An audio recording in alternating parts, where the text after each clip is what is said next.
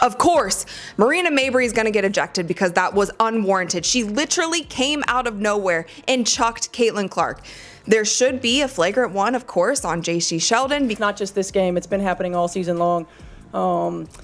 This is what happens, right? This is what happens. You've got competitive women who are the best in the world at what they do, right? And when you allow them to play physical and you allow these things to happen, they're going to compete. Can you specifically detail what you mean by get control of the game, just to be in your words? Get control of the game is call the fouls that are actually happening on the floor, right? And consistently call the fouls that are actually happening on the floor. What made the WNBA take the unprecedented step of suspending referees? Was it the viral footage of Caitlin Clark being shoved, poked, and ignored by officials?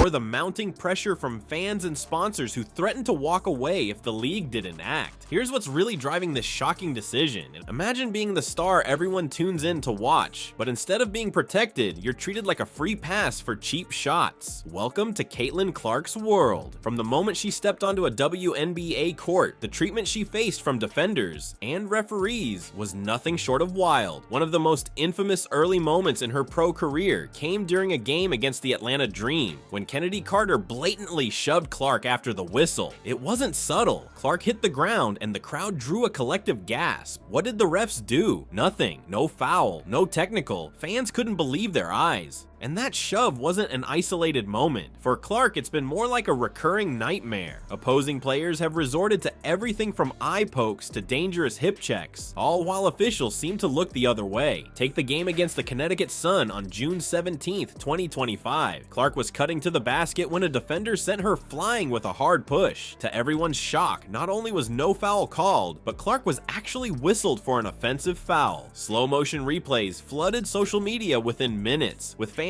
dissecting the play frame by frame. The hashtag #ProtectCaitlin was trending by the next morning, and videos highlighting similar missed calls throughout the season racked up millions of views. People weren't just upset, they were angry, and it wasn't just fans speaking out. I started talking to the officials in the first quarter, and we knew this was going to happen. You could tell it was going to happen, so they got to get control of it. They got to be better.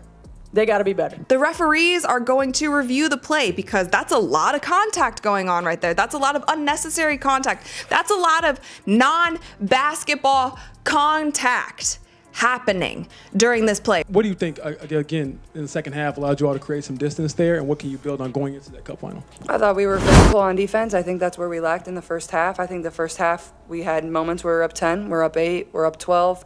Coach, do you think it's something pertaining to your team, or do you think this is a league-wide issue? Well, I've seen quite a few dust-ups in the league so far, so I think it's a league-wide issue.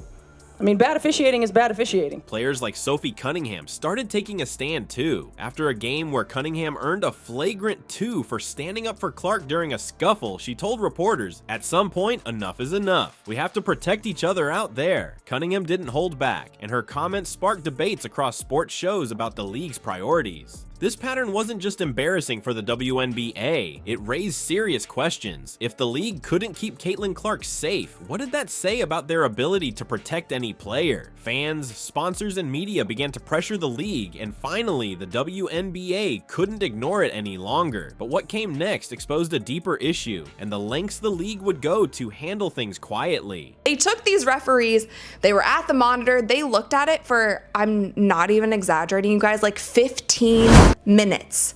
15 minutes they are watching this play over and over. They are seeing who pushed who. JC Sheldon is guarding Caitlin Clark. She swipes her in the eyeball. Caitlin Clark nudges her off because JC stays in her face. And then Tina Charles runs over and is kind of wagging her finger in Caitlin Clark's face. We have now seen at this point in time, we've seen multiple eye pokes, right? We've had that happen not only with JC Sheldon, but also with Dejanay Carrington last season, and Dejanay Carrington has done it multiple times this season to other players. I'll ask about the game, too. Yeah, well, I mean, you guys came for basketball. Yeah, Let's talk about basketball. Yeah. Come on now. What do you think of just how you all were able to pull in the second half, Caitlin, in We're particular? going to the Commissioner Cup Championship. Let's That's go! pretty exciting. What if the WNBA's most pivotal decision of the year happened behind closed doors, with no flashy press release or public statement? That's exactly what unfolded when the league quietly suspended referees referees in response to mounting pressure over Caitlin Clark's treatment. This wasn't just a slap on the wrist for officiating, it was a calculated move by the WNBA to manage the fallout while keeping it out of the headlines. Months of outrage built to this breaking point. Fans had been vocal after every game where missed calls left Clark on the floor from rough, borderline dangerous plays. Media outlets dissected footage while sponsors grew uneasy. According to insiders, some sponsors even threatened to pull their partnerships if Clark suffered a serious injury due to what they saw as negligence. And it's not hard to see why. They weren't just investing in Clark as a basketball player. She's the league's golden goose, a phrase one TV executive reportedly used in private conversations with the WNBA. Clark brings in numbers the league's never seen before. There wasn't an explanation for the tech that she got. I think it was pretty obvious that stuff was brewing, right? When the officials don't get control of the ball game, when they allow that stuff to happen, and it's been happening all season long. And then Marina Mabry comes out of nowhere and chucks her to the floor. We kind of got over the hump there, and then we're able to grow our lead in the fourth quarter. They even cut it to 10 in the fourth quarter, and I thought we really responded well, and we're able to open it up for a pretty comfortable win.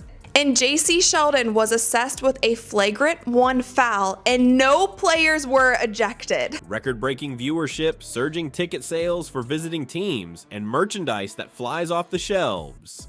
Losing her isn't just a setback, it's a financial disaster waiting to happen. That pressure left the WNBA no choice but to act, and suspending refs was step one. But instead of making it a public moment of accountability, they decided to handle it with as little noise as possible. Behind the scenes, the league also launched mandatory retraining for officials. They focused specifically on flagrant fouls and ensuring players could move without constant physical interference, issues that had plagued Clark's games. Fans started calling it the Clark Rule. Now let's watch this in slow motion. Here, JC Sheldon is guarding Caitlin, swipes her in the face. There's one.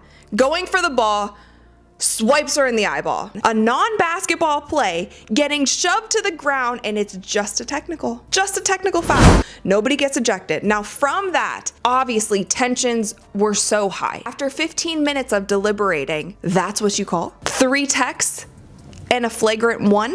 That's it. And then what did you make of Sophie Cunningham's flagrant foul on JC towards the end? It was a flagrant foul.